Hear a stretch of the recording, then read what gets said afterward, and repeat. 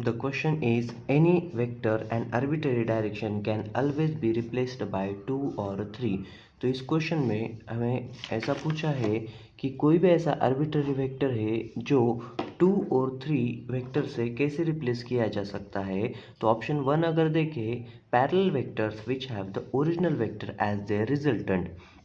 अगर इस वेक्टर के पैरेलल वेक्टर्स देखें, फॉर एग्जांपल ऐसे और ऐसे, ये दो वेक्टर्स हो गए, ये दो वेक्टर्स का रिजल्टेंट जो होगा वो ओरिजिनल वेक्टर को रिप्लेस कर सकता है। इसलिए parallel vectors which have the original vector as the resultant, ये ऑप्शन बराबर है।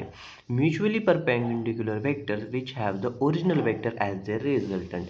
अगर देखें, ये एक वेक्टर है ए और ये बी, तो इनका जो रिजल्टेंट होगा वो कुछ इस तरह से, जो ओरिजिनल वेक्टर था वो वेक्टर आ सकता है, इसलिए ये भी ऑप्शन पॉसिबल है। Mutually perpendicular vector which have the original vector और arbitrary vector which have the original vector as the resultant. कोई भी ऐसे आर्बिट्ररी 2 या 3 वेक्टर जिनका रिजल्टेंट ओरिजिनल वेक्टर की तरह हो। तो अगर देखें, अगर ये ए और बी, ये दो वेक्टर्स अगर 120 डिग्री पे एक्ट हो रहे, तो इनका जो रिजल्टेंट है, तो ये भी ओरिजिनल वेक्टर का रिजल्टेंट होने की पॉसिबिलिटी है। तो arbitrary vectors which have the original vector as the resultant, ये भी पॉसिबल है। It is not possible to resolve a vector. Vector को रिजॉल्व करना पॉसिबल नहीं, ऐसा नहीं है।